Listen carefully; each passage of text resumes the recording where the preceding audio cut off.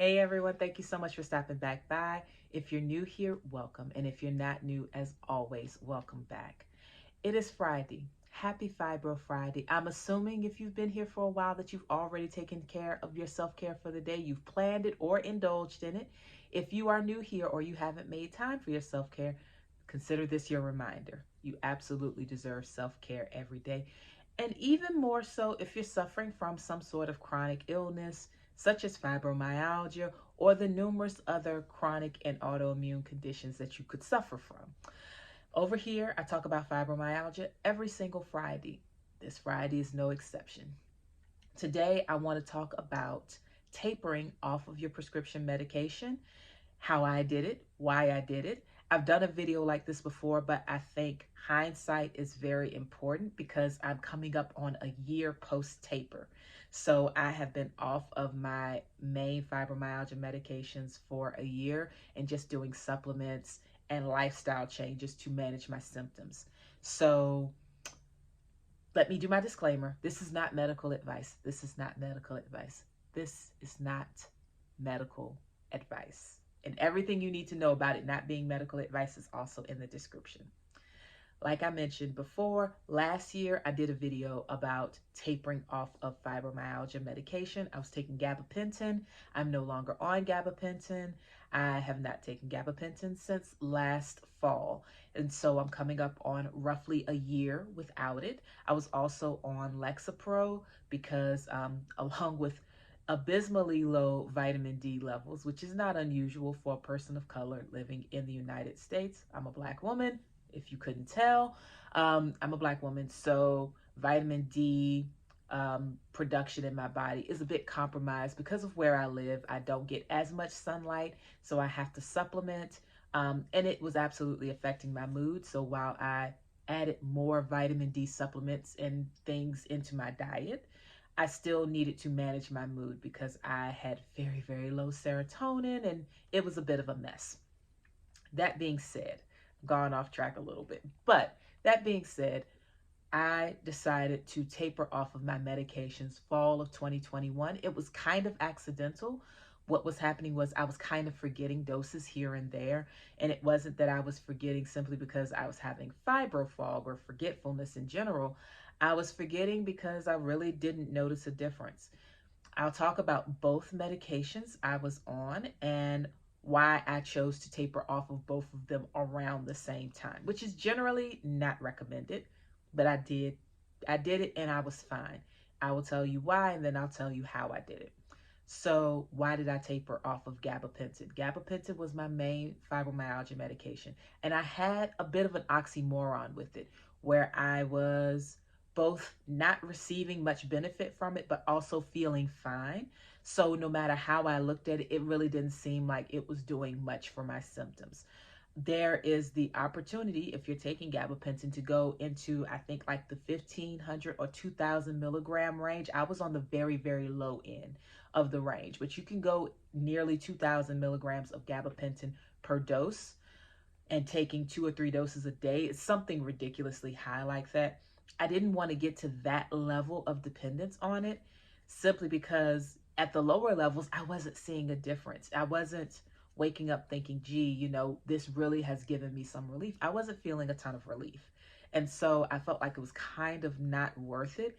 By last year, I had a much better understanding of my triggers, what could inspire a flare in my body. And so I knew what to avoid, as well as preventive measures for just general self-care so that I wasn't so depleted during flares, and just kind of building my life to honor what my body needs at this point in my journey.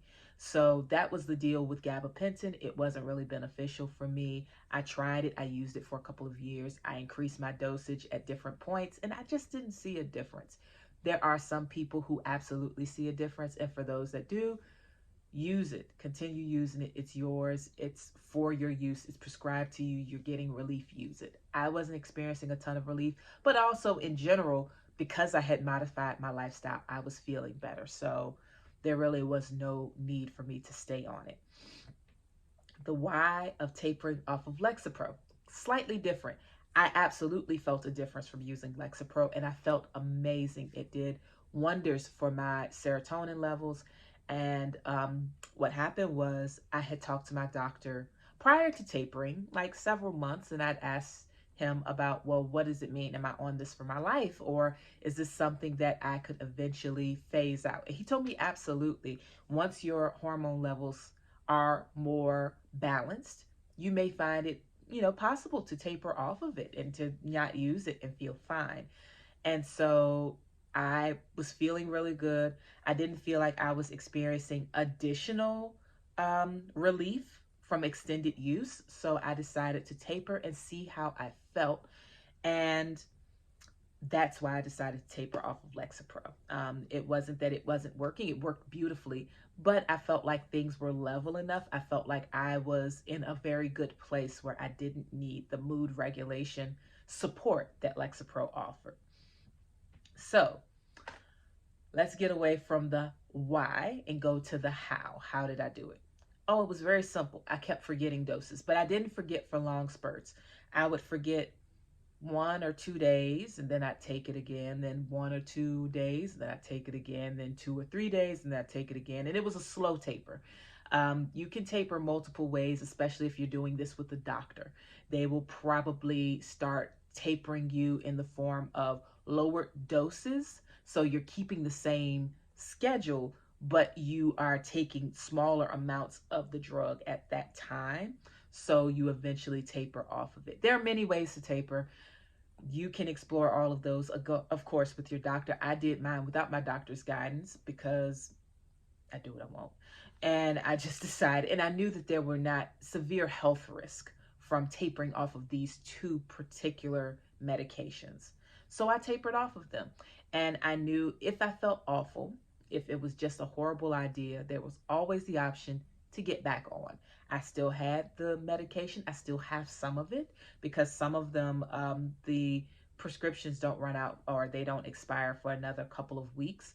So yeah, I knew that I'd be fine if I ever felt the need to get back on. I'd call my doctor and say, is it okay? It's been out of my system for a particular period of time. Can I get back on it?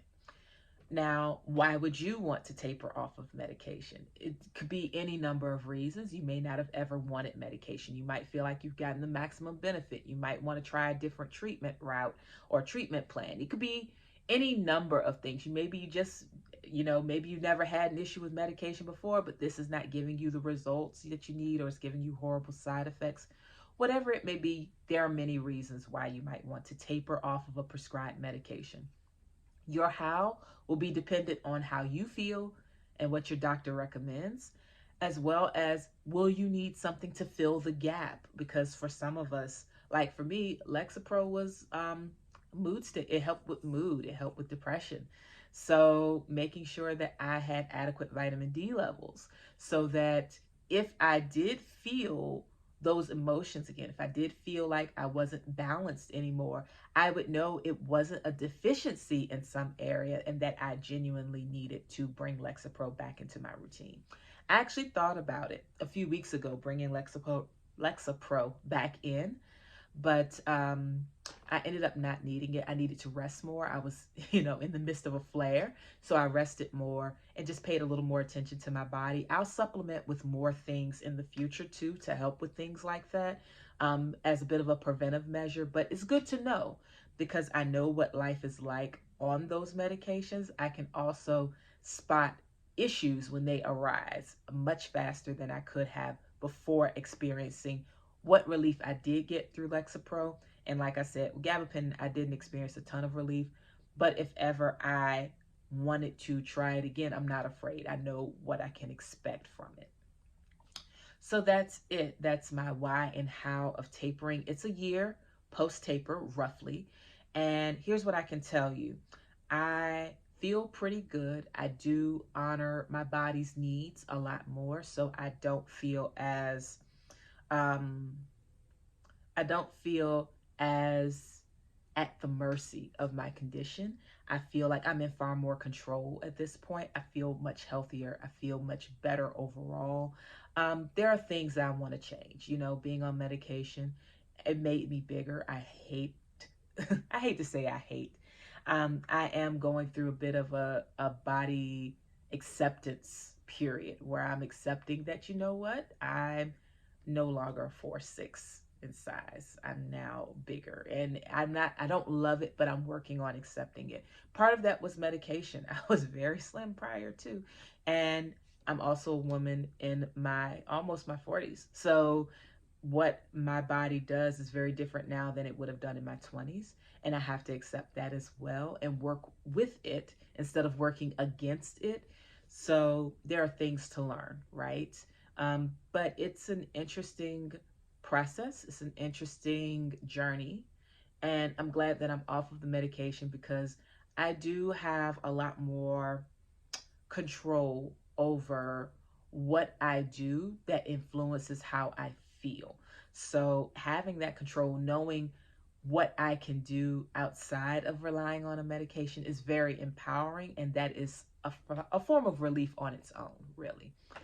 So that's it. Oh, that wasn't, it's a little longer than I expected. But that is it. If you have any more questions about how I tapered off of my medications, things that I use, which I just really increased my supplements and increased my self care and became far more aware of my routine in order to support wellness. If you have questions, you can let me know in the comments, and of course, I will get back to you. I try to answer every comment within a week. But it has been a busy season. I've been doing a lot more. So, sometimes, it's a few days longer than I anticipate. But trust and believe me, if you leave a comment, I will certainly respond to it. And please have a great weekend. It's a little chillier this weekend, so enjoy it just the same. And do something kind for yourself over the weekend as well because you deserve it in preparation for the upcoming week. Have a great one, and I'll talk to you all soon. Take care.